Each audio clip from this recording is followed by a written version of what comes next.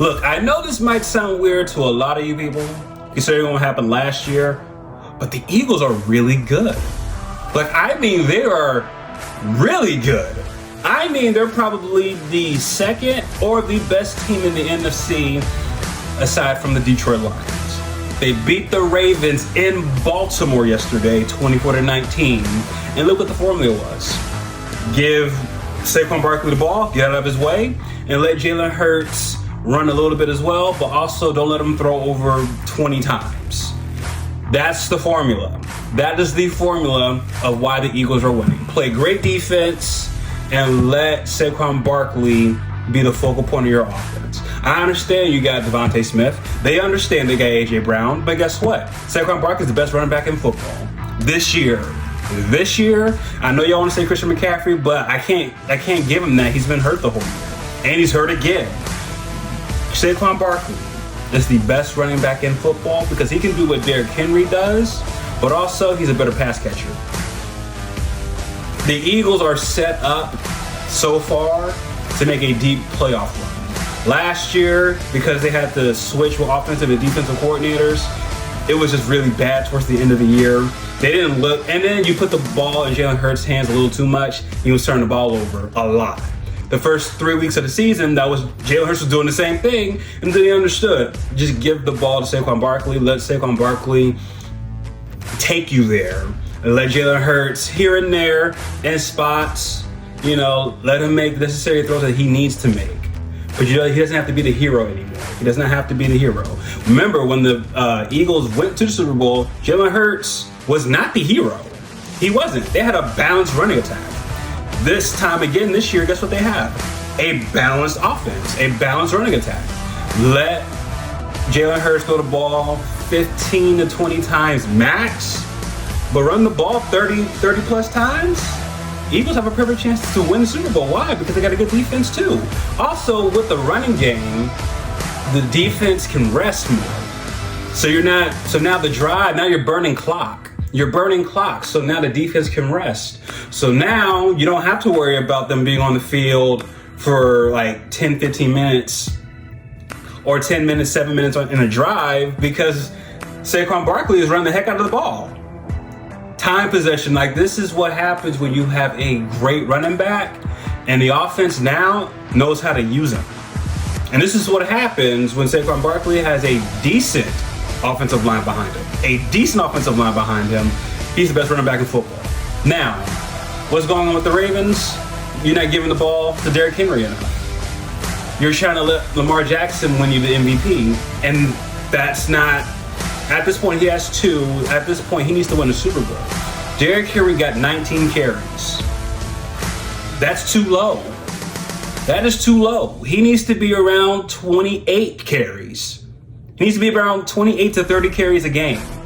He is a plow horse running back. You let Derrick Henry take you there as well. You let him... No one wants to tackle him in the third and fourth quarter. Why are you giving him the ball only 19 times?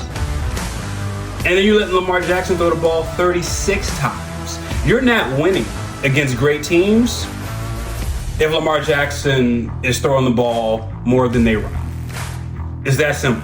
Look what happened with the Chiefs yesterday. Look what happened when they played the Chiefs last year in the championship game. You know why they didn't win? Because Lamar Jackson was trying to prove that he was a pocket passer when honestly he could have ran for 120 yards and they would have won the game. Let's be honest here. They lost the game yesterday is because the Eagles are that good and the Ravens seem to have lost their identity somewhat. Once they get back and understand that Derrick Henry is what makes this offense go and Lamar Jackson in spots can do what he wants to do, they're going to be good. Because that defense, especially that secondary, is still very gettable. They have time to get it together. But right now, they're not getting home field advantage because the Steelers are better than them right now. The Steelers beat them last week. And speaking on the Steelers win again in a shootout against the Bengals, 44-38. Russell Wilson looks like Mr. Unlimited again, just for 1 week. But honestly, he's been playing very well since he got into the starting lineup, since he came back from injury. I was kind of, skeptical because I was like, wait a minute, Justin Fields, he's been playing okay, but I mean, they had a winning record. But what you see now is George Pickens actually looks like a number one receiver with Russell Wilson, and there's certain reads that Justin Fields simply can't make that Russell Wilson can. Justin Fields, give him time. This is actually really good for him to sit behind Russell Wilson. But this is what they need to get to the AFC Championship. I don't know about a Super Bowl yet, but definitely they're not wasting TJ Watt and the Pittsburgh's defense this year.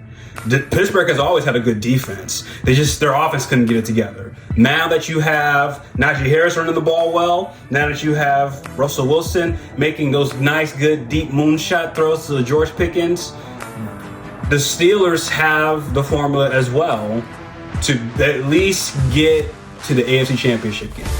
And depending on who they play, who knows, maybe the Chiefs get knocked out pretty early, or maybe, the Bills, gets knocked out pretty early. I think they can get to the Super Bowl. I don't know if they'll win it because the way the Eagles and the Lions are looking on the NFC side is going to be tough to beat them. But Pittsburgh is playing extremely well. Now, for the Bengals, it's over. It's over. It is over. This is what you get when you keep starting the season off so bad early and you have to fight like heck to get back and get into a rhythm again. The last 2 years it worked. This year, no, you got to shut that down. Because guess what? Joe Burrow and that offense has been playing very well. Like, this is not on the fault of Joe Burrow and Jamar Chase. No, that offense is great. Their defense is awful. Their defense is one of the worst defenses in football.